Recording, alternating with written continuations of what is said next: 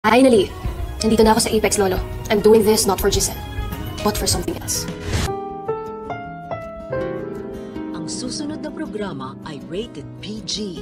Ito ay nangangailangan ng patnubay at gabay ng magulang para sa mga batang manonood.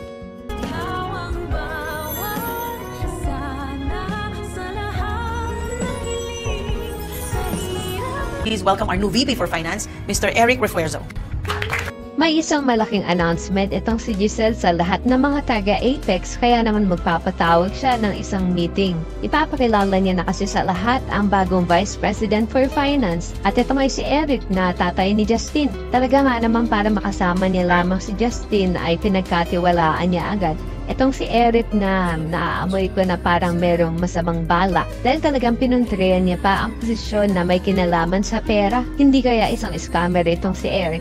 Yan ang dapat nating abangan sa mga susunod na episodes. At matapos nga ang kanilang pagpupulong ay agad ko kumprontahin ni Robert itong si Eric. Duda daw kasi si Robert sa intensyon itong si Eric at bakit daw ito biglang na-desisyon na tulungan ng Apex samantalang dapat ay paalis na ito ng Amerika. Tatanungin naman ni Eric si Robert kung wala daw ba itong tiwala sa kanya. Kaya naman galit na susuguran ni Robert si Giselle sa kanyang opisina at tatanungin ito kung bakit daw hindi nito sinabi sa kanya ang plano. Pero ayon kay Giselle, ayun daw kasi ang hininging kondisyon ni Justin upang manatili siya dito sa Pilipinas. Sa kabilang banda, isang malaking palaisipan naman ng iniwang mga kataga nitong si Justin na hindi daw dahil kay Giselle ang ginawa niyang pagpayag na magtrabaho sa Apex at mukhang ito ay para kay Lolo Pepe. At kung ano man ang misyon na iyan ay dapat nating abangan sa mga susunod na episodes. Sa kabilang banda, gagamitin pandahilan nito Carlos ang paglipat kumano ni Annalyn sa Apex kaya hindi niya ito isasama sa islat na mga pupunta sa Japan para sa seminar.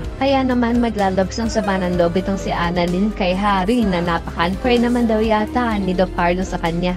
Kaya naman kung isa ka rin sa mga umaasang sana tama ang naging desisyon ni Giselle na gawing Vice President for Finance itong si Eric, ay pakilike ang video na ito and don't forget to subscribe. Thanks for watching and see you next time. Bye-bye!